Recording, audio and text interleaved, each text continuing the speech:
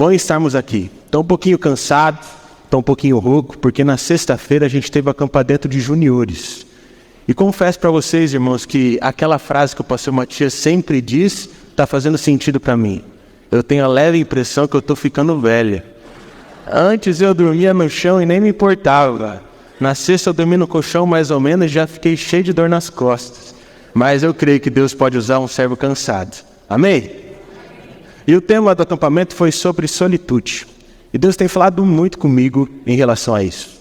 Sobre a gente entender que muitas vezes a solidão não é algo ruim. Porque se nós buscamos a Deus no secreto e desfrutamos do amor dele ali, nós não desfrutamos das coisas ruins da solidão, mas sim dos benefícios da solitude. E essa semana eu ouvi uma história de um senhor que falou muito comigo, falou muito ao meu coração. Era um senhor de 75 anos. Ele é casado com uma mulher há mais de 50 anos. E eles nunca tiveram filhos. E agora na velhice eles estão com dificuldade de se cuidar. Porque eles não têm tanto dinheiro, tantas posses. E a mulher dele, a esposa dele, acabou tendo alguns problemas de saúde, incluindo o mal de Alzheimer. E por isso ela já não conseguia mais fazer as atividades da casa. Ela não conseguia tomar banho sozinha. E aquele senhor não tinha força para fazer tudo. No final das contas, ele teve que colocar sua amada esposa numa casa de repouso. E ele não poderia estar junto dela porque ele não tinha dinheiro para isso. Mas, mesmo deixando ela na casa de repouso, todo dia ele pegava o ônibus de manhã e ia ficar com aquela esposa até a hora que desse. E ele fazia isso todos os dias, por mais que a situação da esposa estava só piorando. Chegou um momento que o médico responsável pela casa de repouso olhou para o senhor e disse o seguinte: eu não entendo por que o senhor está vindo aqui. A sua esposa não reconhece mais o senhor. A sua esposa nem lembra mais quem o senhor é. E o senhor, coitado, está pegando o ônibus, vindo aqui para passar tempo com ela, mas ela não consegue passar tempo com o senhor. Vem menos vezes. Não precisa vir todo dia. Afinal, ela não sabe nem mais quem o senhor é. Naquele momento, com o olho cheio de lágrimas, aquele senhor olhou para o médico e disse o seguinte: o senhor sabe por que eu venho aqui todos os dias?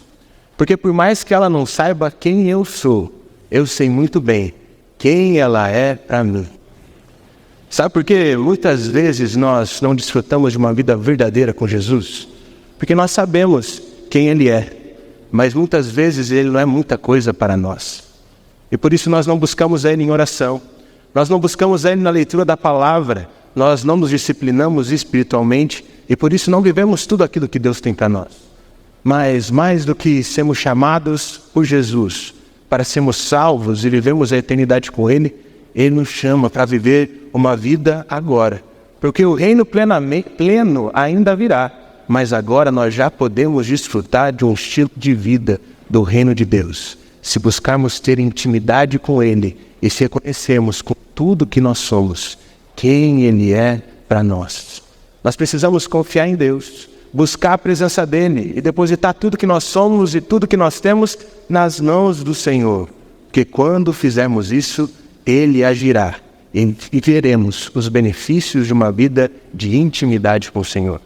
É justamente sobre isso que eu quero conversar com os irmãos nessa manhã. Por isso, se você puder e quiser, abre a sua Bíblia no Evangelho de Mateus, capítulo de número 25.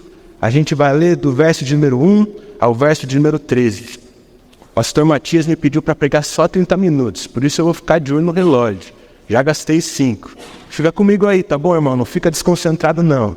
Mateus, capítulo de número 25, verso de número 1 ao verso de número 13. Eu vou ler a palavra na tradução NVI. Espero que os irmãos consigam acompanhar essa leitura junto comigo. Onde a palavra do Senhor diz assim para nós: o reino dos céus será, pois, semelhante a 10 virgens que pegaram suas candeias e saíram para encontrar-se com o noivo. 5 delas eram insensatas e 5 eram prudentes. As insensatas pegaram as suas candeias, mas não levaram óleo. As prudentes, porém, levaram óleo em vasilha junto com as suas candeias. O noivo demorou a chegar, e todas ficaram com sono e adormeceram. À meia-noite ouviu-se um grito: o noivo se aproxima, saiam para encontrá-lo. Então todas as virgens acordaram e prepararam suas candeias. As insensatas disseram às prudentes: deem-nos um pouco do seu óleo, pois as nossas candeias estão se apagando. Elas responderam: não, pois pode ser que não haja o suficiente para nós e para vocês. Vão comprar óleo para vocês. E saindo elas para comprar óleo, chegou o noivo. as virgens que estavam preparadas entraram com ele para o banquete nupcial, e a porta foi fechada. Mais tarde vieram também as outras e disseram: Senhor, Senhor, abre a porta para nós. Mas ele respondeu: a verdade é que não as conheço. Portanto, vigiem, porque não sabem o dia e nem a hora. Vamos orar mais uma vez? Feche seus olhos, baixe a sua cabeça, para que possamos buscar o Senhor. Senhor Jesus, nós te agradecemos por esse dia. Te agradecemos por tudo aquilo que o Senhor tem feito aqui nesse lugar. Mas em especial, Pai, te agradecemos pela sua presença, pois sabemos que o Senhor está aqui. Toca corações essa noite, Pai. Quebranta corações nessa noite, Pai. Chama pessoas pelo nome, para que elas possam viver uma vida de intimidade com o Senhor. É isso que nós te pedimos, em nome do Senhor Jesus. Amém. Muito provavelmente, se você frequenta uma igreja, você já ouviu várias pregações sobre esse texto. E normalmente as pregações para esse texto são pregações que são um pouco apelativas. Porque o pastor começa a perguntar: e aí, se Jesus voltasse hoje, você iria para o céu, participar da festa com ele, ou você ficaria do lado de fora? E aí, com o que você tem parecido? Como as virgens que eram prudentes ou como as virgens que eram insensatas? Normalmente, quando o pastor faz um apelo e ninguém vem, ele até cita esse texto para as pessoas virem à frente. Porque muitas vezes os sermões são apelativos sobre ir para o inferno ou não. Mas essa manhã eu não quero enfatizar isso. Eu quero enfatizar o que diferencia as virgens sensatas das virgens insensatas, das virgens prudentes e das virgens imprudentes. E sabe o que diferencia as duas? O óleo. E o óleo para nós, na nossa vida com Deus, é a intimidade que nós temos com o Senhor. A verdade é que muita gente conhece o Senhor. Muita gente conhece as Escrituras. Muitas pessoas já ouviram falar sobre o Evangelho. Mas são poucas aquelas que buscam ter intimidade com Ele. O Senhor nos deu uma casa, mas muitas vezes nós não acessamos essa casa, esse lugar de morada, porque não usamos a chave que Ele tem nos dado. Não faz sentido nenhum você comprar um imóvel, mas não ter a chave para dar acesso a ele. Não faz sentido nenhum você comprar um carrão, mas não ter a chave para conseguir ligá-lo. Assim também não faz sentido você crer em Jesus, dizer que é salvo, mas não usar a chave de intimidade para morar dentro do coração do Pai e ser governado por Ele em todos os momentos. O que a gente precisa entender aqui, irmãos, é que o que diferencia as virgens prudentes e as insensatas não são se elas faziam coisas certas ou não, mas sim porque umas estavam tão interessadas no noivo que elas buscaram ter tanta intimidade que ficaram cheias do óleo, enquanto as outras fizeram só o que é necessário. Por isso, a vida com Jesus não é só sobre fazer o que é certo ou o que é errado. A vida com Jesus é sobre ter intimidade com Ele. Porque quando nós temos intimidade com o Senhor, Ele nos chama pelo nome. Algumas semanas atrás eu participei de uma conferência aqui na PIB de Curitiba. Foi uma conferência de uma fundação que se chama GKPM. E nessa conferência, uma mulher que se chamava Mercy estava pregando. E o testemunho dela me impactou muito, porque ela vem de uma origem muçulmana. O seu pai se converteu e a família toda foi obrigada a se tornar muçulmana também. Mas graças ao trabalho de alguns missionários no país dela, ela aprendeu a ler e falar inglês com estudos bíblicos. Então, todo dia, ela ia para a casa desse missionário aprender inglês, mas ela não podia contar para o pai dela que ela estava estudando sobre a Bíblia, que ela estava estudando sobre a palavra de Deus.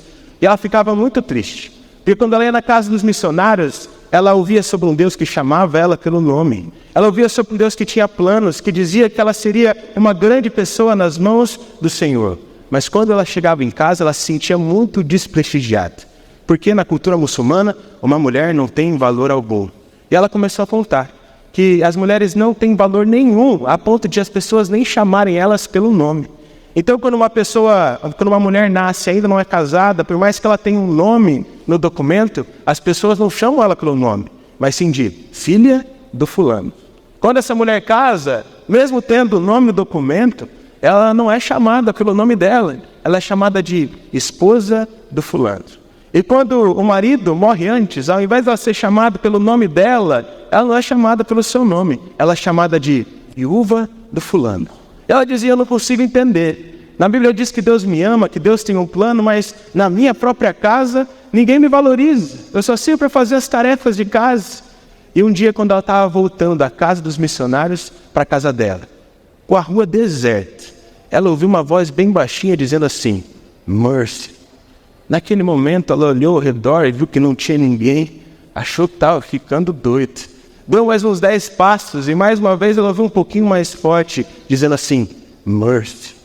Naquele momento ela já começou a achar que alguém estava escondido, perseguindo ela ou algo parecido, mas conforme ela continuou andando, ela ouviu uma voz bem forte dizendo assim, Mercy. E naquele momento ela olhou para o céu. Ela percebeu que era o Senhor que estava chamando ela pelo nome. E que por mais que ela estivesse numa casa que não tratava ela bem, por mais que ela estivesse numa casa que não valorizava, não era sobre o legado que ela teria dos seus pais terrenos, mas sim do seu Pai Celestial. Hoje essa mulher ela é vice-presidente do Banco Mundial. Ela cuida de centenas, bilhões de dólares de organizações que fornecem dinheiro para que o Evangelho seja pregado em vários e vários lugares. Porque ela ouviu Deus a chamando pelo nome e ela decidiu ter intimidade com Ele. Não foi só a Mercy que o Senhor chamou pelo nome. Nós vemos vários e vários personagens bíblicos que o Senhor, em momentos de dificuldade, chamou pelo nome também. Abraão, José, muitos outros.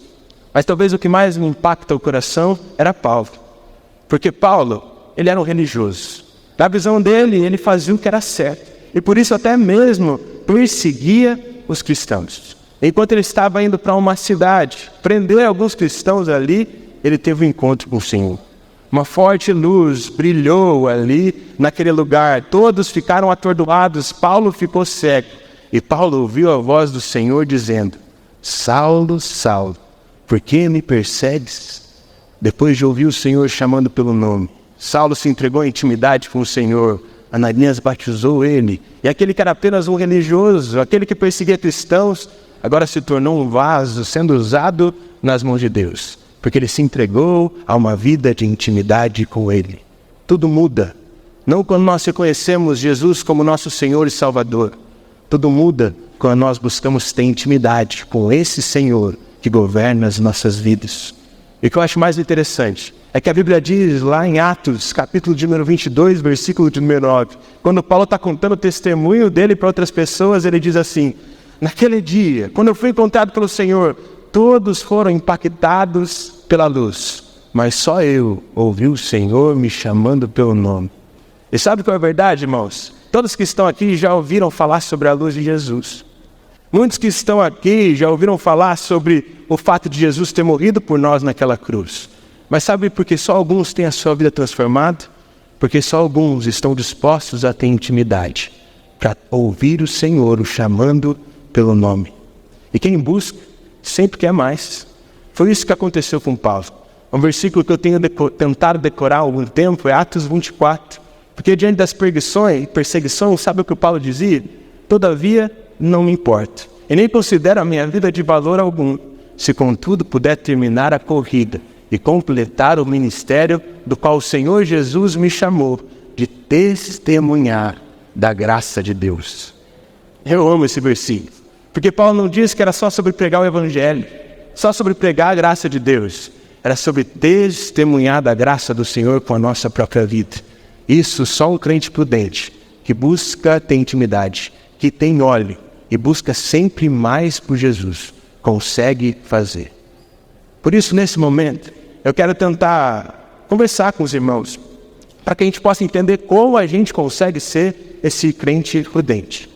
Porque para a gente ser crentes prudentes, que estão cheios do óleo do Senhor, na verdade nós precisamos entender que a gente precisa fazer mais do que é necessário. Afinal, o crente que é insensato, ele se contenta em fazer as coisas básicas. Então ele vai lá no domingo só quando tem eleição. Ele vai lá no domingo só quando tem uma escala, alguma coisinha para fazer. É o famoso crente pedreiro. Só aparece quando está na escala e quando o tempo está bom, porque quando chove ele foge. Aquela pessoa que faz o básico, posta algumas coisas nas redes sociais, mas não vive uma vida de intimidade com o Senhor. E o que a gente precisa aprender hoje é de que não é sobre fazer mais, é sobre conhecer mais a Deus. E sobre isso, eu fui muito impactado pela vida de um missionário que se chama Liz. Ele já deve ter uns 60 anos e ele tem pregado o Evangelho para os muçulmanos. E ele tem tido grandes resultados, muitos frutos. Mas ele disse que nem sempre a vida com Deus dele foi assim. Durante a adolescência, ele ficava muito descontente, porque ele vinha na igreja todo domingo, mas as coisas não aconteciam como estavam descritas no livro de Atos. Ele via o pastor pregando sobre várias coisas, mas quando ele chegava em casa, ele ficava desanimado, porque ele nunca tinha visto o pai pregando a Bíblia. Ele começou a achar que o cristianismo era uma farsa, porque as pessoas faziam, mas não sentiam nada. E por isso ele foi para o mundo. E ele fazia muitas coisas, sentia muitas coisas, mas aquilo trouxe consequências ruins. Quando ele estava no fundo do poço, quando ele já não tinha mais saída nenhuma, sabe o que ele decidiu fazer? Ele lembrou do Deus dos pais deles. E ele disse assim: Senhor, se o Senhor realmente existe, se o Senhor realmente está aí, se o Senhor realmente me ama, fala comigo, porque eu não sei mais para onde ir. Naquele dia, esse missionário se sentiu direcionado a ir para uma igreja. Quando ele chegou na igreja, ele ouviu um pastor pregando sobre intimidade. E ele ouviu o pastor dizendo de que tem muita gente tentando fazer muitas coisas para Deus, sendo que Deus só quer que a gente faça uma coisa, que a gente contemple e conheça Ele em oração. E o resto, tudo acontece. E ele diz que aquela mensagem marcou o coração dele. Porque aquele pastor dizia assim: o que eu contemplo, eu me torno. E o que eu faço é simplesmente consequência do que eu me tornei. Por isso, ao invés de tentar fazer muitas coisas, só contemple Jesus. Você vai se tornar como Ele e fazer exatamente o que Ele te pede para fazer. Porque não é sobre fazer muitas coisas, é sobre se derramar, se entregar e deixar o Senhor fazer em nós e através de nós. Isso fica bem claro em diversos momentos da história de Jesus, mas principalmente em Marcos, no capítulo de número 14. Nesse capítulo, o que nós podemos perceber é de que uma mulher chegou na sala enquanto Jesus estava ali com seus discípulos e ela derramou um perfume muito caro a Jesus. E ali naquele momento ela lavou os pés dele e passou perfume por todo o corpo, porque ela estava querendo se derramar na presença do Senhor. E naquele momento alguns discípulos ficaram revoltados, principalmente Judas. E eles disseram assim: como pode essa mulher, um perfume tão caro, desperdiçou tudo, olha o que ela fez, Senhor. A gente poderia ter vendido esse perfume e dado dinheiro para os pobres, a gente poderia ter feito muito mais coisas com isso. E naquele momento os discípulos esperavam que Jesus ia repreender aquela mulher. Mas Jesus tentou ensinar os seus discípulos, porque ele diz assim para eles: os pobres vocês sempre terão, mas a mim vocês nem sempre terão consigo. E Jesus diz ainda mais. Jesus diz que por onde que o evangelho fosse pregado, aquela mulher seria lembrada, porque era exatamente daquele jeito que a gente tinha que fazer. Às vezes a gente está olhando demais para os pobres. Às vezes a gente está olhando demais para obras sociais. Às vezes a gente está olhando demais para aquilo que a gente deve fazer. E todas essas coisas são importantes. Mas sabe o que é mais importante? Se derramar na presença de Jesus. Porque mais importante do que fazer coisas é se derramar na presença dEle, conhecer a Ele, ser um conhecido dEle e participar da festa desde já.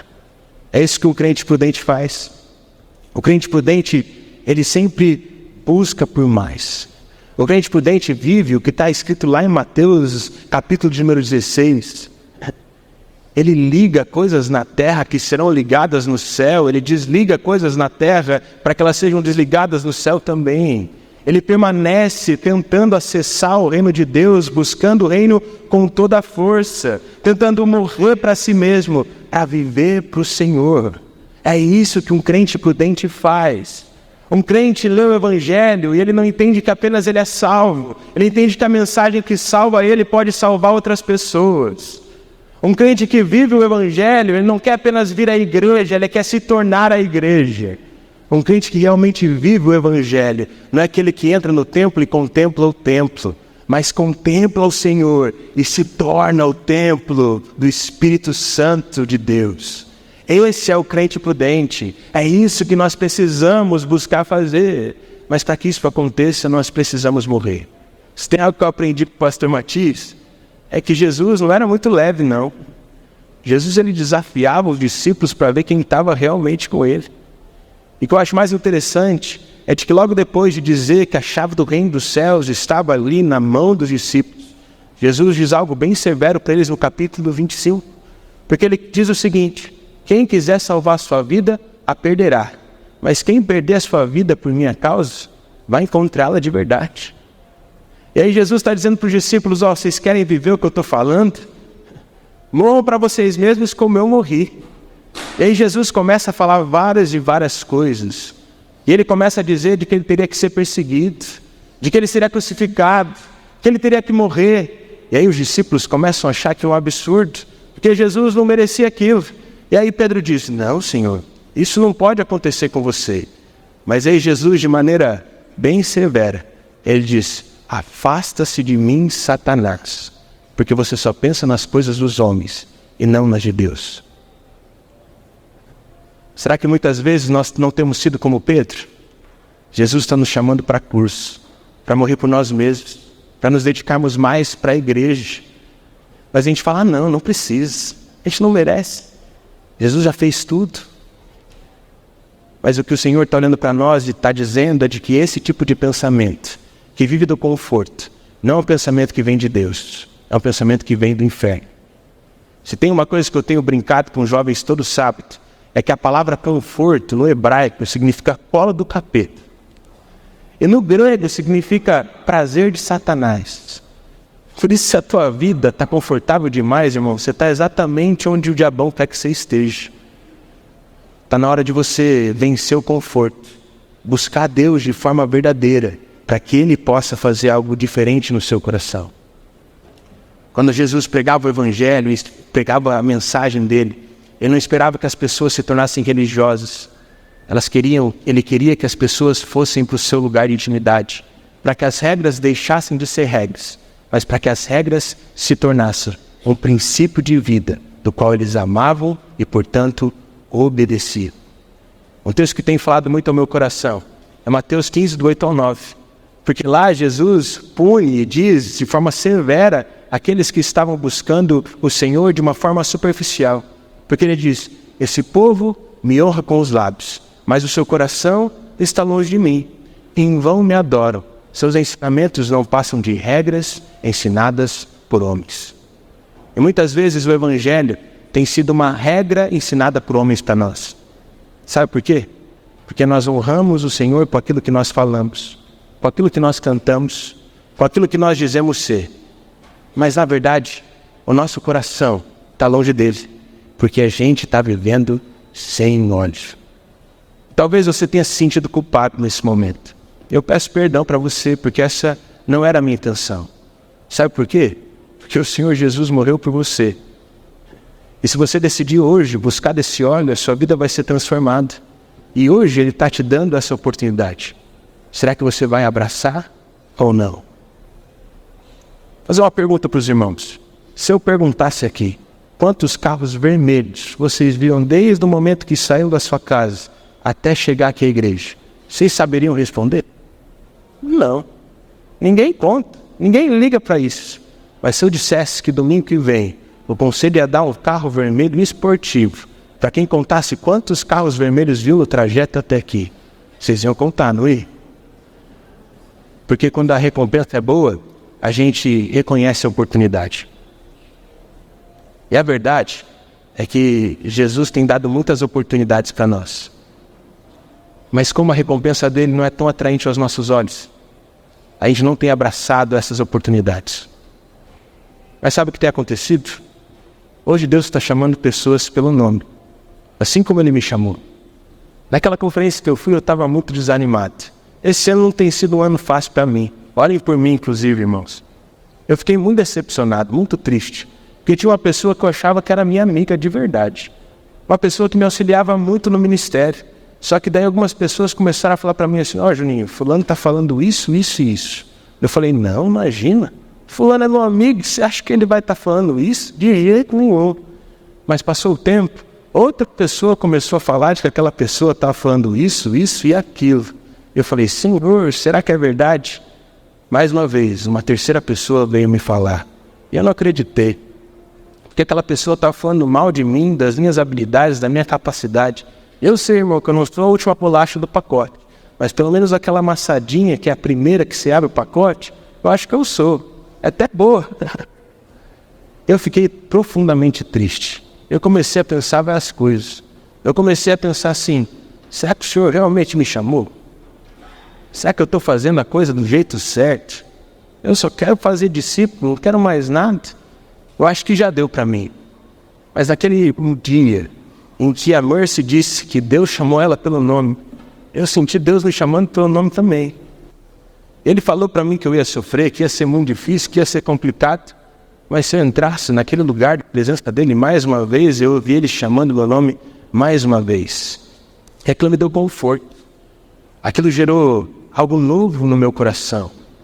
Aquilo me fez crer de que há um Deus que me chama pelo nome.